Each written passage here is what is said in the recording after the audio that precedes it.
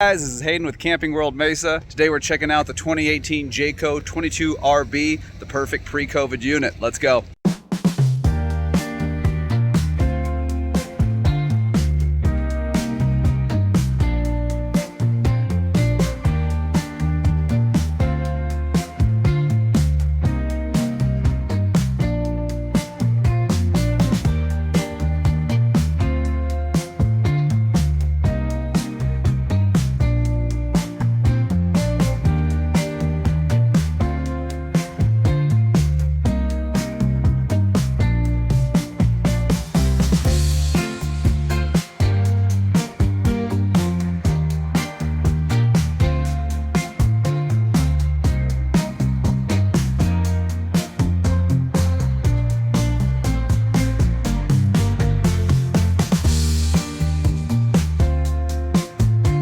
So guys, this is the 2018 Jayco 22RB. Basically what we're talking about here is pre-COVID units. So what happened was, before COVID hit, the government was giving a lot of tax incentives to manufacturers who were making anything in America. And this wasn't just RVs, this was everything. The problem is we don't make a lot in this country anymore. With the banking system and everything, a lot of our money doesn't really go into manufacturing in the States. However, RVs are one of those things that you really just can't manufacture overseas and just ship them over too easily, because they're kind of big. So a lot of those are still actually made in America. This means a lot of that tax incentive money prior to COVID went towards RVs. What this means for you guys is that your RVs are just going to be a little bit better built. They're going to have incentives behind them, so they're going to have all original parts. They're not really going to be cutting corners. Now, the industry is repairing, so your new 2024s and 2025s, 2023s, nothing's wrong with those things. You're not going to experience any Frankensteining that you would see back in the COVID time. But that's why I wanted to talk about this Jayco today, because this is, for me, a prime example of a pre-COVID unit.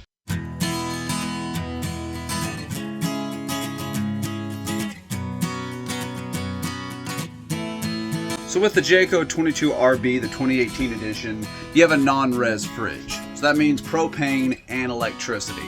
Now, is this fridge going to be better than every other propane electric fridge on the market? Probably not. Norcold makes some really, really great options. They make better models than this. At the end of the day, there's always something better out there. The important thing to remember is that because it's a pre-COVID unit, they were kind of building things a little bit different. Remember, 2015, 2016, 2017 is almost 10 years ago now. These two-way fridges are not quite as common as they used to be. Nowadays, people kind of assume that all fridges are going to run off both propane and electric. Not everybody, but a lot of people just assume. Bad assumption, because nowadays a lot of RV manufacturers are pumping them out with 12-volt fridges, or just 110 only. Electric has kind of taken over the world. It's a trend right now. You have Elon Musk and the Teslas flying down the roads all over the place. I live in rural Queen Creek, Arizona. It's kind of a country town. My neighborhood is covered in Teslas. So what does that tell you? The world is going electric. However, if you're the kind of person who knows that you got to be using propane, you might be one of those kind of people who just doesn't really understand solar, doesn't care about solar, doesn't want to invest in an inverter and a solar system and lithium battery, you might have no other option than to use propane for your boondocking. That's something to think about. And this Jayco 22RB does have the two-way, the propane and electric fridge. Just another reason to go with pre-COVID units. Me, personally love them. This is just more of the Jayco. Let's keep looking.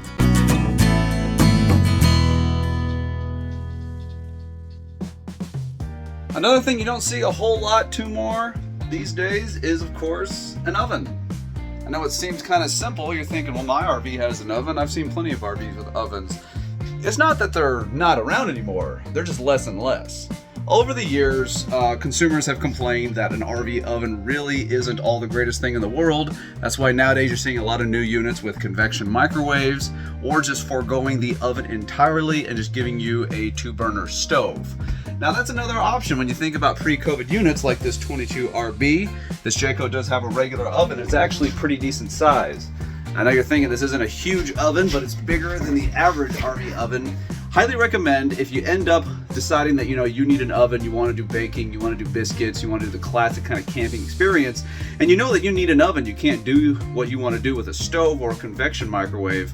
I highly recommend all you got to do is just put like a pizza stone in here, just a flat stone, at the bottom or on top here. That's going to really disperse your heat. So it's going to take all that heat and kind of pull it around. That way it's not just firing right underneath it or on top of it. When I was growing up and we had RVs, we used to call these things biscuit burners because you really didn't know how to use them. And because the average consumer doesn't know how to use them, the average manufacturer is taking them out of the coach. So they're deciding that you don't need them anymore.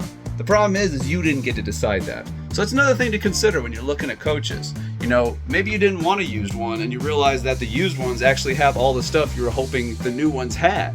You walk into a new coach and you got no oven, and everything's based on electricity, you've got no propane fridge, you might be a little disinterested, and it might pull you away from an RV experience. So I'm just here to tell you that, with these pre-COVID units and their ovens, you can make them work. Pizza stone is a great option to really disperse that heat. So something to think about. Let's keep looking. So we're a little low right now.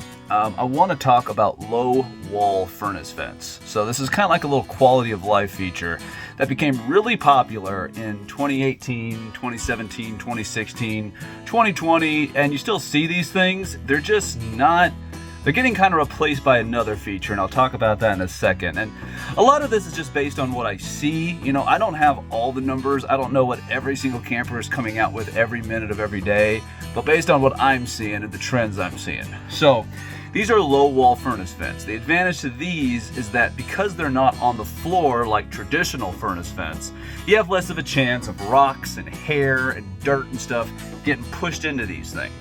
So they're not going to get clogged. You have a less chance of just dirt and stuff getting in there. When you have the floor furnace vents, especially if you have dogs or kids, it's very easy to lose stuff in there for rocks and dirt and water to get into those vents, and it's just never good. No matter how waterproof, no matter how sturdy your structure is, your RV is, you really don't want little pieces and stuff getting in there. Now, they do still have these on new units. This isn't like a feature that's just kind of gone with the wind. But what you're seeing nowadays is a replacement where instead of doing a low wall furnace vent, they're doing it on the floor and they're doing like a cover over it. That way the heat kind of goes down and then up rather than just going straight up. The idea here is that it would stop more rocks, dirt, and hair from getting into the furnace because it's slightly covered. However, because of gravity, that stuff is still going down onto it, and it can still kind of clog that main area, that top area on those covered floor furnace vents. At the end of the day, the lower wall furnace vent is superior. My guess is they're probably getting away from that right now because they could probably use this area for more structure. It might be easier for them to put it into the floor instead of the walls. I'm gonna have to do more research on that and get back to you guys with a later video, but it is a trend I'm starting to see. I am seeing less of the lower wall vents, I'm seeing more of the covered floor vents. The lower wall vents, in my opinion, are superior. There's just gonna be less stuff that gets stuck in there. So something to think about.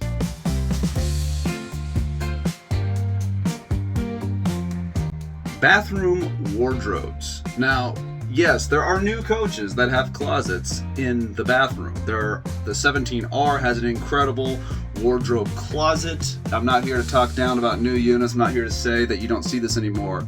But one thing I am saying is that new units more and more are foregoing the closet in the bathroom so that you have more storage in the main room. Pros and cons. The pro being, well, you have less closet space in your bathroom, which means you have more space for you, for toothbrushes, for counter space, for the shower, bigger bathroom, more hip space around the toilet. Hey, that's all great. But what about your towels? What about your pajamas? What about extra linens and extra sheets? The things that you're so used to keeping in the bathroom you don't think about looking for when they're not there. Now you got to go under your bed to get a towel. You got to go under the dinette seat. You got to go up in the upper cabinet where your forks are to get a towel. Not having good bathroom storage, and this one has a lot of it, can greatly affect your bathroom and camping experience. And more I'm seeing them take that out of the bathroom and put it in the main room because, a lot of customers have this fantasy about, we love a big bathroom. You know, who doesn't like the idea of a big bathroom where you can really stretch out and you can, you know, stand up straight in the shower and you can move around, and all that sounds great, but you sacrifice something. So it's something to think about. It's storage in a bathroom.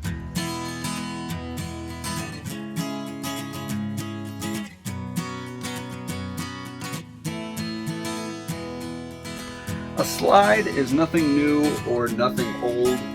This one has a very simple short slide on it. The reason I'm bringing this up is because one of the things I'm seeing less and less is shallow slides. There's a billion names for them. Short slides, small slides, shallow slides is what I call them. Basically, I call it a shallow slide because, as you can see, if you look at the depth here, this really isn't like a heavy-duty, hardcore super slide.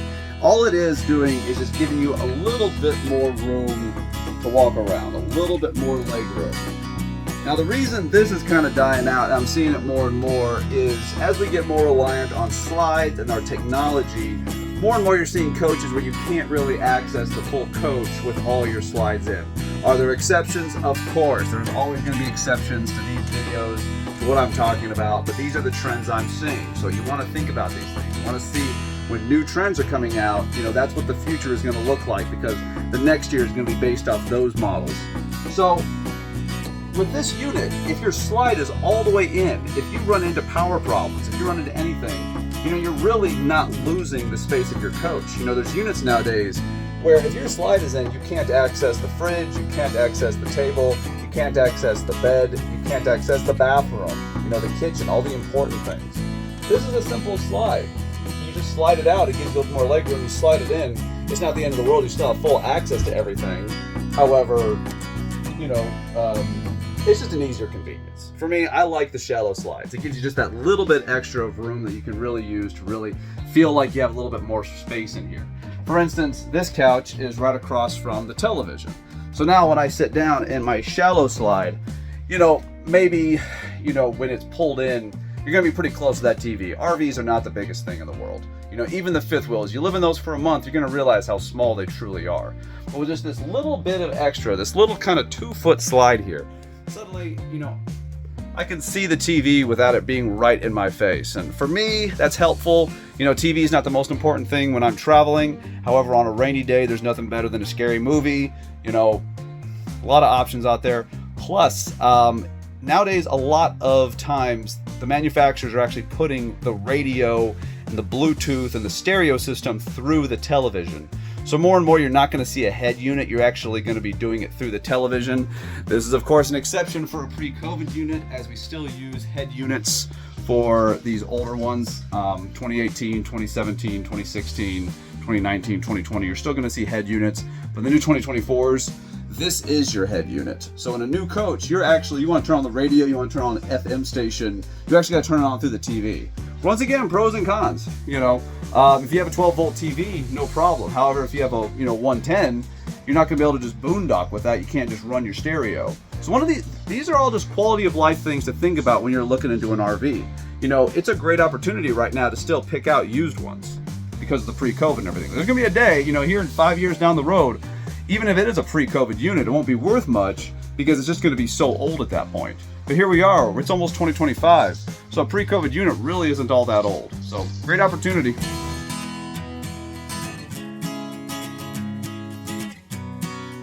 So the last thing I wanted to talk about today is just going to be the swivel hitch on the TV. This is kind of irrelevant because we still have these TV mounts for brand new 2024s, 2025s. Anything. I just kind of wanted to talk about these just because in general, yesterday we had a customer come in, he wanted to look at TV mounts and he stormed out of the store because in his opinion our TV mounts were worthless because they're only for RVs. Now here's the thing, I have a 3-bedroom house, all bedroom TVs are mounted and they are mounted with RV mounts. That is because I love the fact that they're affordable, they're relatively lightweight, and they extend quite a bit. Now, this is the average RV TV size, but I have a 60-inch television that I put on one of these mounts, and it works fine. It comes out, it holds sturdy. You just want to make sure you get, a few screws in the stud. I have not had any trouble with any of these things yet, and I keep them all over my house as well as in my RV. So that just goes to show you, I mean, we're talking quality here. And the nice thing is they're designed so that they can be put in like thinner walls. So you don't have to have, you know, monster screws to fit that thing in without it falling. You know, you go to Best Buy and everything, you get some heavy duty ones, but man, you know, you really got to make sure that those things are in a solid wall, in a solid stud. These are built to be very durable, you know. These are built to be very durable in an RV. And as long as every RV has mounting brackets, they'll have like a little sticker in there that you can screw them into and everything. That'll be where the stud is. So you're always going to be set. There'll always be several places usually to put one. But I just want to talk about real quick that these RV mounts are incredible pieces of machinery. You can use them for your house as well. So never discount it. Never think, you know, well, I got to get like a special one or something because the rest of them are all crap. They're all really, really good options. So definitely do your research. Check out some reviews online and everything, and you'll be good. But thank you so much. This was just to recap the 2018 Jayco 22RB. I wanted to make this video because I'm so excited about pre-COVID units still having some staying power. They are offering a lot of options that the newer models are sometimes offering, but it's relatively inconsistent. So if these are the kind of features you want, things like propane fridges, ovens, you know, low wall furnace vents, a pre-COVID unit is a great place to start. So thank you again. Have a great day. Take care.